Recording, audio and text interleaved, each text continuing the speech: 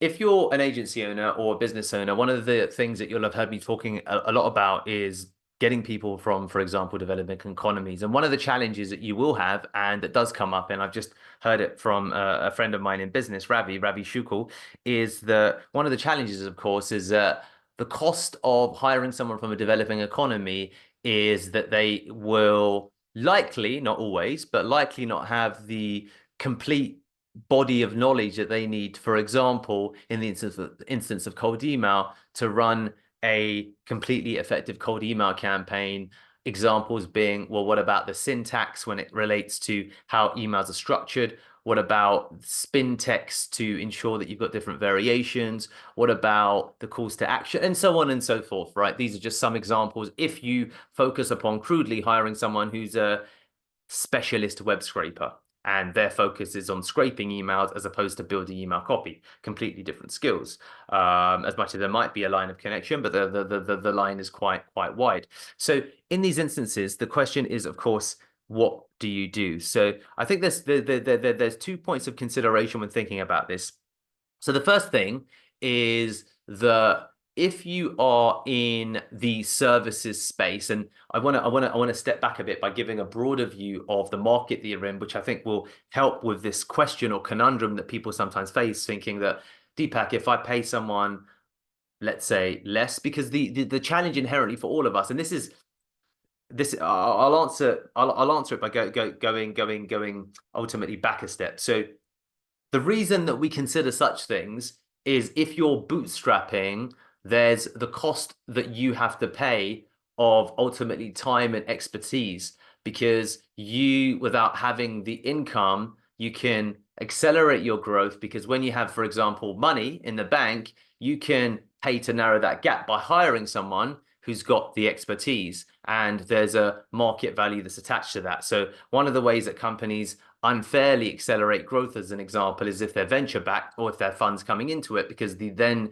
the theory is that, well, I'd rather pay someone $1,500 a month, an example, rather than $500 a month, because you get perhaps a 3x return on investment. And of course, that can go up to $5,000, $10,000 a month, whatever it might be, depending upon many factors. The economic reality is the cost of hiring someone at a cheaper rate is, of course, that all of the requisite education isn't there. With all of that being said, one of the things, and this is I think the part that's important, with all of that being said, the reality is that if you're in a services space, so agencies and huge companies, multinational companies, such as, for example, Deloitte, the company that I used to work at, a huge accountancy, one of the things that they share in common is that they're still fundamentally both client servicing models where you service a client. So the real thing that both of these companies share in common, which seems disparate, is that you're in the talent management space, because fundamentally the ability to generate a result rests upon the team that you have and the talent of the team that you have to be able to deliver the service. And what sits underneath talent management, if you think about, for example, the way that companies like Deloitte or Goldman Sachs will hire, is that they look initially for the person with the most talent, and then they take that talent and they train that talent. That is typically what happens. And that's where you get, for example, in the consulting space, you get CIMA, you get the ACA, and you get the relevant trading qualifications. I don't know the acronyms for, but that would be accountancy, that would be chartered management accounting, something to that effect, and so on and so. But you get training qualifications. One thing that smaller businesses, and something that I didn't fully appreciate, was that I'm actually in that same space as them. That really what I can live or die by is the quality of the talent that I can ultimately identify and recruit. And of course, I don't have the same, and we don't. If you're a small business owner, you don't have the same purchasing parity as a company that's doing 10 million a year, because they've got just a different economic model. So this is for those people that don't have the ability to pay someone out of the gate, let's say $30,000, £30,000 a year or a month. The deep irony of it, of course, is that that's not to say that that person's going to bring the success that you seek anyway, because in any level of hiring, there are always people that fail to deliver. It's not that it's ultimately a dead certainty, dead certainty. Actually, it's a bit of a moonshot. And the big companies know this as well, because I was at Deloitte and the statistics are well cited that ultimately the cost to train someone like myself at Deloitte, and my starting salary back in 2008, I think it was, or 2009, at that time was about £28,000, which at that time was it's a good starting wage when you're 22 years, 21 years old back then. And if you at that time were in banking, it could have been up to 40, £60,000. But with all of that being said, there was still a significant drop-off rate within the first 3 years. I was one of those people. My friend Nick Ellison, who ran a company at that time called Per Digital, was another one of them because we started a business together. We both exited that process, and then we therefore incurred a significant cost to Deloitte. So one of the things that's often forgotten is that even if you pay for example, someone who has the knowledge and has the expertise, there is still that economic reality that even at the upper echelons of, let's say, service-based recruitment, two things. Number one, there's still a huge fallout rate. Number two, the much like, and this is where I advocate or reply to the challenge of, well, Deepak, I'm going to get the person who doesn't have, for example, the talent, no, not the talent, but rather the knowledge to deliver a cold email sequence. The big companies hire people that are untrained, which is really interesting. They look for people that have the talent and they train them up. So what typically is the true problem of us smaller agency owners or business owners, to include myself, is that we aren't thinking on a long enough time scale about the kind of people that we want in the company. And then this becomes about the principle of hire for culture and talent, and then of course train. Now, the other challenge some people might say is that, well, I don't have the requisite knowledge myself, or to give that person the requisite knowledge is going to take time. But it's always going to take time, because that still happens at the highest echelons of recruitment. It happened at Deloitte. It's like, Deepak, we're going to train you to be a chartered accountant. We need 3 years to train you. And that's when we're going to levy our return on investment. So I would say that then practically what we must consider is, within the ultimately context of what our budget allows us to afford, and everyone has different budgets, how can we find within that segment people that have the highest level of knowledge and talent, because ideally you want both, of course you want both, at a price point that we can afford. And then over what timeline can we afford to wait for a result? And of course, there's different time pressures, because people will say, well, look, I need a result tomorrow. And then when you need a result tomorrow, the idea is that you pay more because you can't wait, and there's that exchange value, and then you hope. And you know, the finding the right partner is always a journey, irrespective of the price that you pay. So it does, you know, that isn't, and the reality is that I'm doing this video for Ravi, and the reality is that he paid me, and at that time it didn't actually work out for us.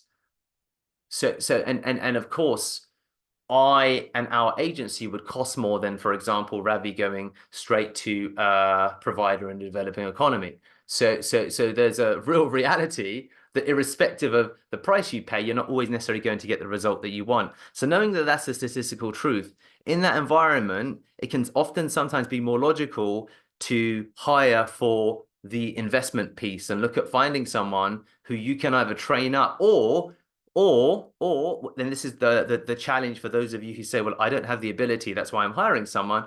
Hire someone who has the level of ability to train themselves through access to the abundance of information that exists online. Because of course, all of the information is out there. So if you then build that into the recruitment process, must be a self-starter, must show great initiative, must be comfortable with being able to consume a body of knowledge on, for example, YouTube, and then demonstrate the implementation through things that I've learned on YouTube. This is actually the person that we all want. I want to take someone who's talented, but who I could give a YouTube playlist to, who could just figure out everything from the YouTube playlist and then get much further down the road than I am. I would take that person every day. And ironically, what's interesting, that person who at the smaller level of business is typically below market value. They are typically below market value because if you think about it, that is, and of course we want to look for patterns of excellence, and patterns of excellence exist at every level of the economy. The irony is that's what Goldman Sachs and Deloitte look for. They want to look for someone who's got the talent and who's got the ability to figure things out based upon the information that they give to them. So your information, your source can come from third-party providers, so YouTube University, the School of YouTube, but then why not take some of the best people from within a salary structure that you can afford and then identify the person who is your diamond in the rough? I think this is long term a much, much better way to identify the right person who can generate the result for you, because the economic reality is that even when you pay more, statistically speaking, it probably won't work out anyway.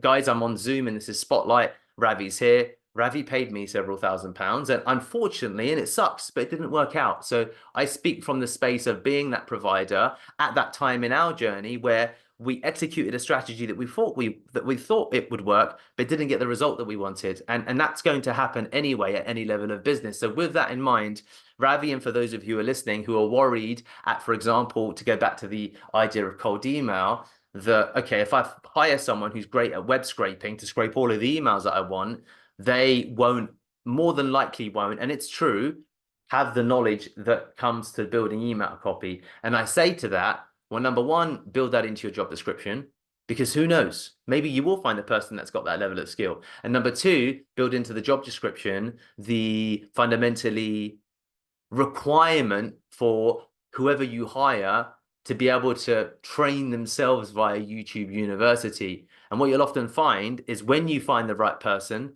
and this is where you can split test individuals, right? So Alex Hormozi, going on the other side of it, talks about this at a much higher level of business. But if anyone has read $100 million Leads, one of the things he's spoken about is when he hires agencies, he hires several at the same time, because he wants to absorb as much knowledge as he can, and he wants to identify who is the best agency amongst them. But then also he says that, I watched a video literally just yesterday, and he said, I interview typically around 15 different agencies or experts before I pick one, because between all of those conversations, I gather the knowledge that's required to intelligently make a hire, because I understand all of the answers that I should be looking for.